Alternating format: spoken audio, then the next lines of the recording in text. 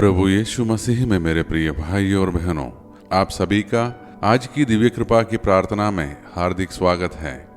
हम आज एक और नए दिन की शुरुआत कर रहे हैं। यह दिन हमारे लिए एक अनमोल उपहार है जो ईश्वर ने हमें दिया है। बहुत बार हम शिकायत करते हैं कि मेरी जिंदगी कठिन है, मेरे पास यह नहीं वह नहीं। लेकिन क्या आपने कभी सोचा है, आपकी यह जिंदगी लाखों लोगों का सपना हो सकता है। हम जीवित हैं जबकि कई लोग आज सुबह अपनी आंखें नहीं खोल पाए। हमारे पास परिवार है, मित्र हैं, सांस लेने और जीवन का अनुभव करने का अवसर है। तो आइए शिकायतों को छोड़कर धन्यवाद की भावना के साथ आज का दिन आरंभ करें। मैं प्रभु का धन्यवाद करता हूँ कि आप इस प्रार्थना का हिस्सा है। जब आप इस प्रार्थनाओं को सुनते हैं, सहभागी होते हैं और दूसरों के साथ शेयर करते हैं, तो वास्तव में आप कई जीवनों में प्रकाश और आशा पहुंचा रहे हैं। आज का हमारा मनन का वचन संत लूकस के सुसमाचार से है, अध्याय 7 पद संज्ञा 31 से 35। वचन तेरा है प्रभु, जीवन की ज्योति है। वचन तेरा है गुरु, आनंद जीवन है। वचन तेरा है प्रभु, जीवन की ज्योति है। वचन तेरा है गुरु, आनंद जीवन है। दिव्य वचन तेरा भक्ति से सुन लूंगा, मधुर वचन तेरा दिल से मैं मानूंगा। दिव्य वचन तेरा भक्ति से सुन लूंगा, मधुर वचन तेरा दिल से मैं मानूंगा। मैं इस पीढ़ी के लोगों की तुलना किससे करूं? वे किसके सदृश हैं?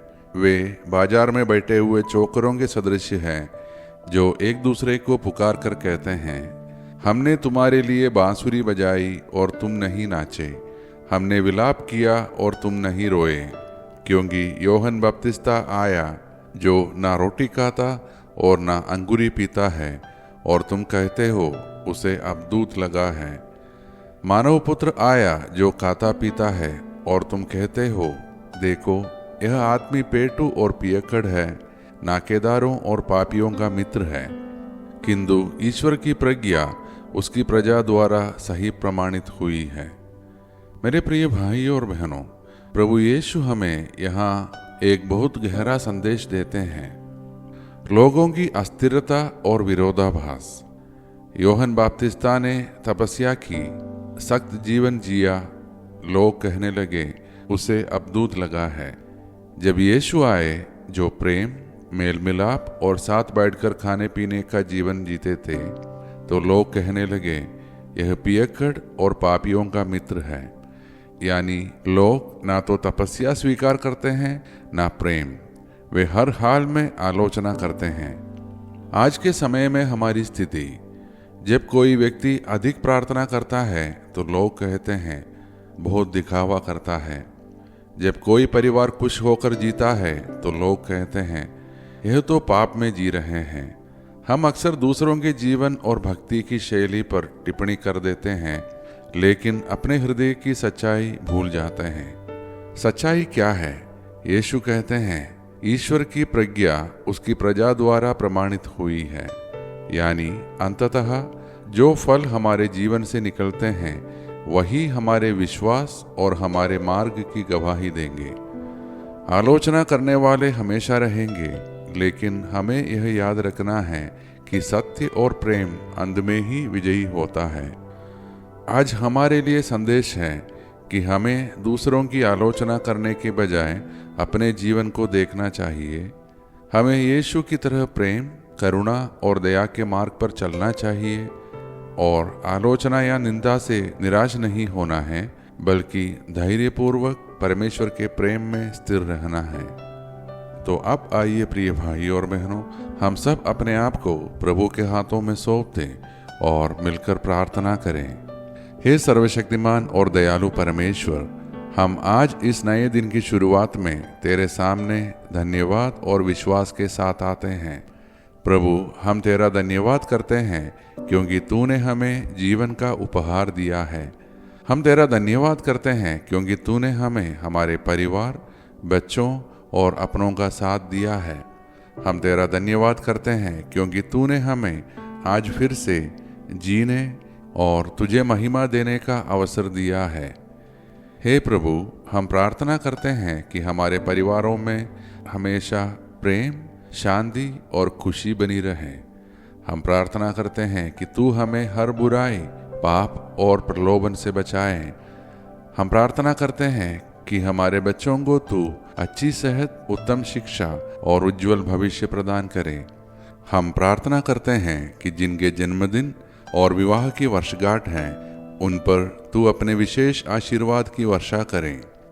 हे प्रभु, हम तुझसे प्रार्थना करते हैं कि जो लोग बीमार हैं, चाहे वे शरीर से हो, मन से हो या आत्मा से हो, उन्हें तेरे पुत्र यीशु के नाम में चंगाई और शांति प्राप्त हो। हम प्रार्थना करते हैं कि जो लोग हताश, निराश या संघर्ष कर रहे हैं, उन्हें तू आशा और सहारा प्रदान करे। हे प्रभु, हम हमारे भारत देश और पूरे विश्व को तेरे हाथों में सौंपते हैं। हम प्रार्थना करते हैं कि हमारे देश और विश्व के नेताओं को तू बुद्धि और विवेक प्रदान करें, ताकि वे मानवता की भलाई के लिए कार्य कर सकें।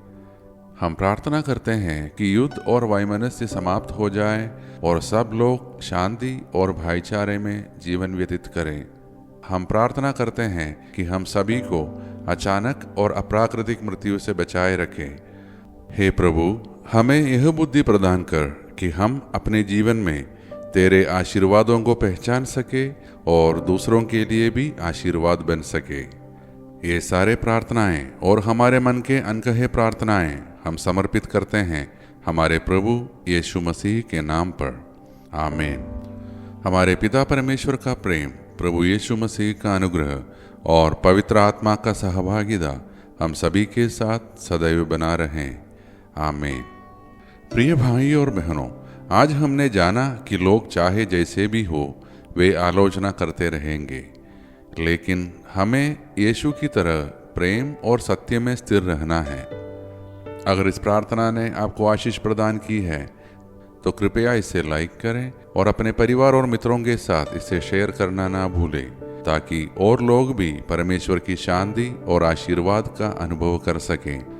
हम कल फिर एक नई प्रार्थना और नए वचन के साथ मिलेंगे। तब तक प्रभु हम सबको और हमारे परिवार को सुरक्षित रखे। धन्यवाद के साथ स्तुति गाऊंगा, हे यीशु मेरे खुदा, उपकार तेरे हैं बेशुमार, कोटि कोटि स्तुति धन्यवाद, कोटि कोटि स्तुति धन्यवाद, कोटि कोटि स्तुति।